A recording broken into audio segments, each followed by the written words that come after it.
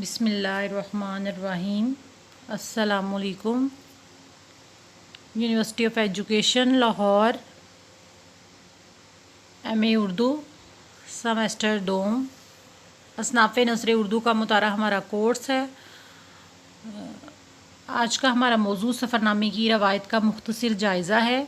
پچھلی کلاسز میں ہم سفر نامے کا مفہوم، اہمیت، سفر نامے کی اقسام، فنی اور فکری جائزہ کے بارے میں پڑھ چکے ہیں۔ سفر نامہ پر یہ آج ہمارا آخری لیکچر ہے۔ آج کے اس لیکچر میں ہم سفر نامہ کی روایت کا مختصر جائزہ لیں گے۔ میں آپ کی کورس انسٹرکٹر میمونہ ریاض۔ سفر نامے کی تاریخ کا جامع انداز میں جائزہ لیا جائے گا۔ نمائندہ سفر نامہ نگاروں کی وضاحت کی جائے گی۔ مشہور سفر ناموں سے متعارف بھی کروایا جائے گا۔ آج کے اس لیکچر میں پچھلے لیکچرز کا اعادہ بھی کیا جائے گا۔ سفر نامے کی تاریخ۔ ویسے تو اردو کے سفر ناموں کے پورے سلسلے پر نظر ڈالی جائے تو اردو کے اولین سفر نامہ نگاروں میں یوسف کمبل پوش کا نام آتا ہے۔ سفر نامہ اردو کی بیانیہ اصناف میں سے ہے اور غیر افسانوی نثر میں سفر نامہ کا شمار سب سے پہلے نمبر پر کیا جاتا ہے، کیونکہ سفر نامہ کی اہمیت باقی دیگر غیر افسانوی نثر میں یا غیر جو افسانوی اصناف ہیں ان میں سب سے زیادہ ہے، کیونکہ سفر ناموں کا وسیع ذخیرہ اردو ادب میں موجود ہے، اس لیے اس کی روایت کو مستحکم سمجھا جاتا ہے دیگر اصناف کے مقابلے میں۔ تو اردو سفر نامے کی تاریخ میں یوسف کمبل پوش کا سفر نامہ بہت مشہور ہے۔ یوسف کمبل پوش کا سفر نامہ عجائبات فرہنگ۔ یوسف کمبل پوش سے لے کر موجودہ دور تک تقریباً ہر سفر نامے میں طنز یا شگفتگی کے کچھ نمونے ملتے ہیں، لیکن اردو میں باقاعدہ مزاحیہ سفر ناموں کا سلسلہ قیام پاکستان کے بعد شروع ہوا اور کئی سفر نامے جو ہیں وہ مزاحیہ نوعیت کے لکھے گئے۔ تاہم یوسف کمبل پوش کو اردو کا پہلا سفر نامہ نگار اور ان کے سفر نامے جو کہ ہے سفر نامہ عجائبات فرہنگ کو حاصل ہے۔ عجائبات فرہنگ کا دور تخلیق وہی ہے جس دور میں میر امن دہلوی کی باغ و بہار اور مرزا غالب کے خطوط منظر عام پر آئے۔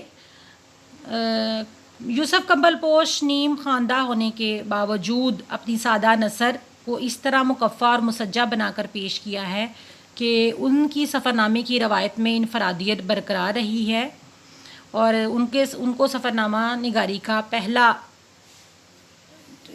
جو ہے وہ مصنف تسلیم کیا جاتا ہے۔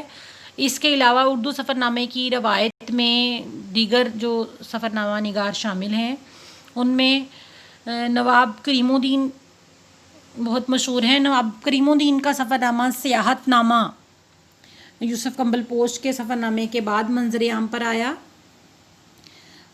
غالباً 1839 میں۔ اس کے بعد سید فدا حسین کا نام آتا ہے۔ سید فدا حسین کا سفر نامہ سید فدا حسین 1839 کو شائع ہوتا ہے۔ ابو طالب خان کا سفر نامہ سفر فرہنگ 1856 میں شائع ہوا۔ اسی طرح جو ہے ابو طالب خان کا سفر نامہ سید فدا حسین کا سفر نامہ سید فدا حسین اور ابو طالب خان کا سفر نامہ فرہنگ 1956 میں، جبکہ فدا حسین کا 1839 میں۔ اسی طرح مسیح الدین علوی کا سفر نامہ سفیر اودھ 1863 میں شائع ہوا 1863 میں، اور سر سید مسیح الدین علوی کا سفر نامہ سفیر اودھ 1863 میں، جبکہ سر سید احمد خان کا سفر نامہ مسافران لندن 1859 میں شائع ہوا۔ سفر نامہ پنجاب بھی سر سید احمد خان کا بہت مشہور سفر نامہ تھا جو کہ 1884 میں شائع ہوا۔ اس کے بعد ایک بہت مشہور سفرنامہ منظر عام پر آیا جس نے اردو سفرنامے کی تاریخ میں انقلاب برپا کر دیا، وہ مولانا جعفر تھانیسری کا تھا، کالا پانی۔ اس کے ساتھ ہی سفرنامہ یورپ جو ہے وہ منظر عام پر آتا ہے، جس کے مصنف نثار علی بیگ ہیں۔ نثار علی بیگ نے بہت مشہور عمدہ سفرنامہ لکھا، سفرنامہ یورپ کے نام سے۔ محمد حسین آزاد کا نام بعد میں آتا ہے، جو کہ ان کے دوست آغا محمد طاہر کی وفات کے بعد شائع ہوتا ہے سیر ایران کے نام سے۔ اس کے بعد سفرنامہ کی تاریخ میں ایک بہت مشہور نام جو سامنے آتا ہے وہ مولانا شبلی نعمانی کا ہے، جن کا سفرنامہ روم و شام بہت مشہور ہوا، بہت عمدہ سفرنامہ ہے، 1894 میں شائع ہوتا ہے۔ اس کے بعد سفرنامے کی روایت میں ایک اور نام جو ہے وہ آتا ہے حافظ عبد الرحمن امرتسری کا۔ ان کا سفرنامہ بلاد اسلامیہ 1893 میں شائع ہوا۔ سید محمد کاظم شیفتہ کا 1898 میں 1898 میں شائع ہوتا ہے، جس کا نام سفرنامہ حرمین شریف ہے، جو کہ حج کا سفرنامہ ہے۔ یہ بھی ایک عمدہ سفرنامہ ہے۔ یہ سفرنامے کے اہم مصنف ہیں جو سفرنامے کی روایت میں بہت مشہور ہیں، جن کے سفرنامے ہیں تو ایک ایک دو دو ہی، لیکن اپنی شہرت اور اردو سفرنامے کی روایت کو مستحکم بنانے میں بہت کارآمد ہیں۔ اس کے علاوہ جو اردو سفرنامے کی روایت ہے اس میں 20 نام شامل ہیں سفرنامے کی روایت میں۔ اولین سفرنامہ چونکہ یوسف کمبل پوش کا عجائبات فرنگ ہے، اس کے بعد مزید سفرنامے جو منظر عام پر آئے ہیں ان میں شفیق الرحمان کا برساتی اور دجلہ۔ کچھ لوگوں کے خیال میں شگفتہ سفرنامے کی ابتدا جو ہے وہ بیگم اختر عزالدین سے ہوتی ہے، حالانکہ ارشد تیموری کا امریکہ کا سفر نامہ ایک سانبلا گوروں کے دیس میں اس سے بھی قبل 1 سال قبل جو ہے وہ شائع ہوتا ہے، جو کہ دلکش گفتہ نگاری کے نمایاں عنصر لیے ہوئے ہیں۔ پھر ابراہیم جلیس کا 1924 سے 1970 کا سفرنامہ جو ہے چین بھی شائع ہوا، 1958 میں بھی ایک سفرنامہ منظر عام پر آیا، لیکن ہم یہاں اولین کی بحث میں چونکہ پہلے پڑھ چکے ہیں، اس لیے اردو کے سفرنامے جو کہ مزاح کی چارٹ سے آشنا ہوتے ہیں، تو مزاح کی کا جہاں پہ ذکر ہو وہاں پہ ابراہیم جلیس کا اور ابن انشا کا نام نہ ہو تو یہ بالکل مناسب بات نہیں ہے۔ ابراہیم جلیس کا سفرنامہ چین اور ابن انشا کا چلتے ہو تو چین کو چلیے مشہور سفرنامے ہیں۔ ابن انشا کے اس کے علاوہ بھی کچھ سفرنامے جو ہیں وہ شائع ہو چکے ہیں، آوارہ گرد کی ڈائری، دنیا گول ہے، ابن بطوطہ کے تعقب میں، نگری نگری پھرا مسافر وغیرہ بہت مشہور ہیں، جبکہ ان سب کا جو توڑ ہے یا ان سے اچھا جو سفرنامہ ہے وہ آج تک نہیں لکھا گیا۔ اسی وجہ ہے کہ ڈاکٹر تحسین فراقی نے کہا کہ سچی بات تو یہ ہے کہ سفرنامے کے ساتھ جتنی بے تکلفی ابن انشا نے برتی ہے وہ ہمارے کسی اور لکھنے والے کو میسر نہیں آ سکی۔ اس کے بعد اگلا اہم اور مشہور نام عطاء الحق قاسمی کا ہے۔ عطاء الحق قاسمی کا شوق آوارگی اور گوروں کے دیس میں، دلی دور است، دنیا خوبصورت ہے، بہت مشہور ہیں۔ انہوں نے اپنے زبان کے چٹخارے اور اپنے خوبصورت اسلوب سے سفرنامے کو نئے ذائقے سے آشنا کروایا۔ اس سے پہلے اردو سفرنامے کا یہ اسلوب نہیں تھا جو عطاء الحق قاسمی نے اردو سفرنامے کو عطا کیا۔ اگلا نام کرنل محمد خان کا ہے، جو کہ 1912 سے 1999 تک لکھ چکے ہیں۔ کرنل محمد خان، ان کا بجنگ آمد اکثر یونیورسٹیوں کے نصاب میں شامل ہے۔ بجنگ آمد اور بسلامت روی 1966 سے لے کر 1975 کے دوران لکھے گئے۔ انہوں نے بھی سفرنامے کو ایک نیا مزاج اور ایک نیا اسلوب دیا۔ اس کے بعد مجتبیٰ حسین کا سفرنامہ چلو جاپان چلو جاپان چلو بہت مشہور ہوا۔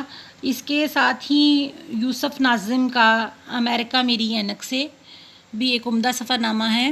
سید ضمیر جعفری کا بھی سفرنامہ اسی دوران آتا ہے، سورج میرے پیچھے۔ افضل علوی دیکھ لیا ایران، دلیپ سنگھ کا آوارگی آشنا، نریندر لوتھر کا ہوائی کولمبس، صدیق سالک کا تادم تحریر، محمود نظامی کا نظرنامہ بھی بہت عمدہ اور اہم سفرنامہ ہے سفرنامے کی روایت میں، جو اپنے اسلوب اور تاریخی مقامات کی وجہ سے بہت مشہور ہے۔ خالد اختر کا 2 سفر یاترا بہت مشہور ہے۔ اشفاق احمد کا سفر در سفر، خالد مسعود کا سفر نصیب، جمیل الدین علی کا دنیا میرے آگے، محمد کاظم کا دامنے کوہ میں ایک موسم، حسین شاہد کا گرتے پتے، کشور ناہید کا آ جاؤ افریقہ، طارق محمود خوشبو کا سفر، رضا علی عابدی ریل کہانی، ممتاز مفتی لبیک، مستنصر حسین تارڑ موول کعبہ شریف، غلام رسول مہر سفرنامہ حجاز، نسیم حجازی پاکستان سے دیار حرم تک، حسینہ معین پل صراط کا سفر بہت مشہور سفرنامہ ہے، ابراہیم جلیس ممتاز مفتی، محمد اختر،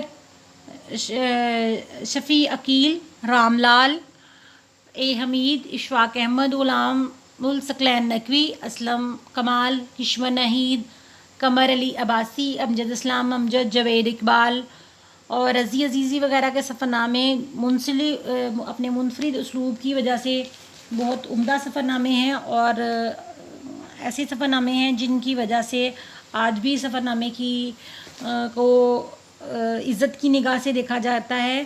اگر قدیم سفرناموں کا ذکر کیا جائے تو ابن بطوطہ اور کولمبس کا نام ذہن میں آتا ہے۔ مولانا حالی نے مسلمانوں کی عظمت رفتہ کا حال بیان کرتے ہوئے ایک جگہ لکھا ہے، سیاحت میں مشہور دنیا ہوئے وہ، تو ان کا اشارہ ابن بطوطہ کی طرف ہے، اور علامہ اقبال نے جو باری تعالیٰ کی طرف سے مسلمانوں کو مخاطب کرتے ہوئے کہا تھا ڈھونڈنے والوں کو دنیا بھی نہیں دیتے ہیں، تو ان کا اشارہ بھی کولمبس کی طرف تھا۔ اردو کے قدیم سفرناموں میں یوسف کمبل پوش کا سفرنامہ، جس کا پہلے بھی ذکر آ چکا ہے، عجائبات فرنگ 1847 میں شائع ہوا، اردو سفرنامے کی روایت میں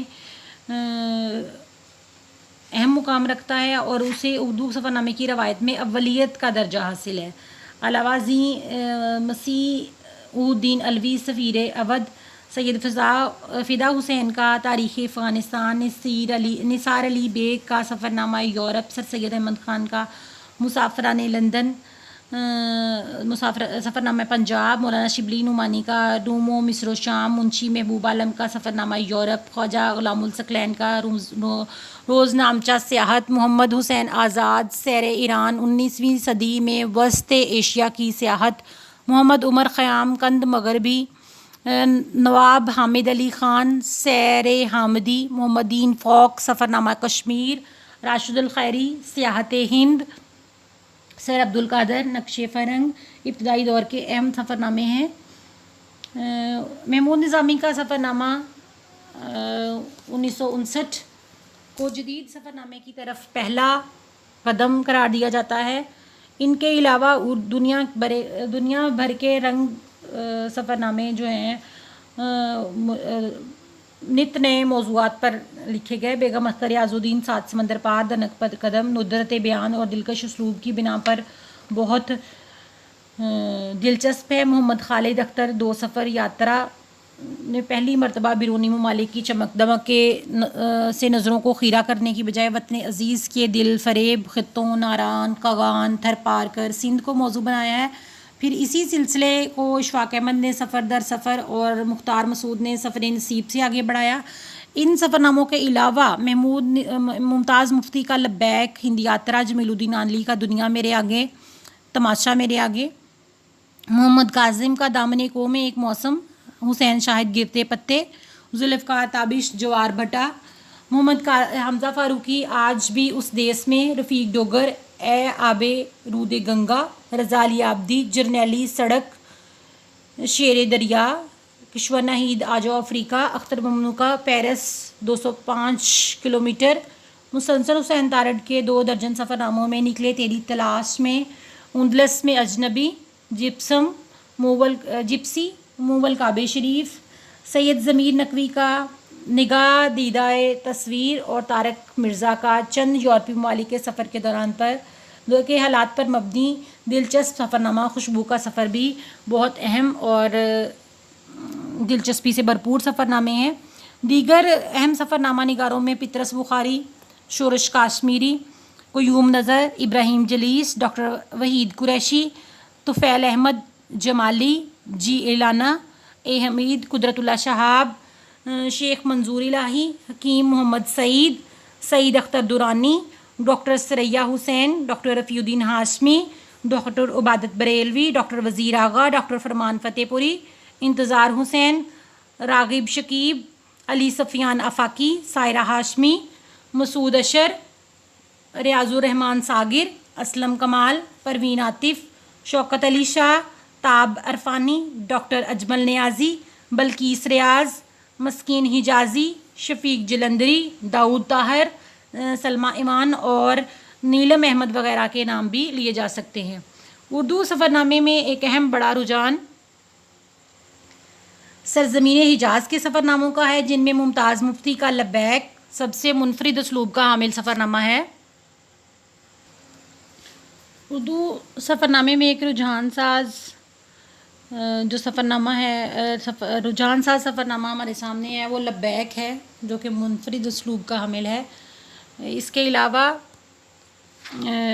جناب منصب علی خان کا ماہ مغرب المعروف با کعبہ نما کو اردو میں حج کا پہلا سفرنامہ بھی خیال کیا جاتا ہے۔ دیگر اہم حج کے سفرناموں میں مرزا عرفان علی بیگ کا سفرنامہ حجاز، خواجہ حسن نظامی کا مصر و شام و حجاز، الیاس برنی کا صراط الحمید، مولانا عبد الماجد دریا آبادی کا سفر حجاز، غلام رسول مہر کا سفرنامہ حجاز، مولانا مسعود عالم ندوی کا دیار عرب میں چند ماہ، سید ابو الحسن علی ندوی کا شرق اوسط میں کیا دیکھا، مولانا سید ابو العلی مودودی کا سفرنامہ ارض القرآن، نسیم حجازی کا پاکستانی دیار حرم تک، الطاف حسین قریشی کا قافلے دل کے چلے، کنیز محمد بیگ کا ارض مقدس، راجہ محمد شریف کا آئینہ حجاز، شورش کاشمیری کا شب جائے کے من بودم، ماہر القادری کا کاروان حجاز، صلاح الدین محمود کا سفر حج، عبداللہ ملک کا حدیث دل، ڈاکٹر نصیر احمد ناصر کا روداد سفر حجاز، فرید احمد پراچا کا سفر شوق، بشرا رحمان کا باولی بکارن، حافظ لدھیانوی کا جمال حرمین، زبیدہ حیا کا زہ نصیب، اسد گیلانی کا مشاہدات حرمین، غلام الثقلین نقوی کا سفر ارض تمنا، سید ابو الخیر کشفی کا وطن سے وطن تک، جمیل احمد عدیل کا سرزمین آسمان میں چند روز، حسینہ معین کا پل صراط کا سفر، عقیدت و محبت میں ڈوبے ہوئے حاضری نامے ہیں۔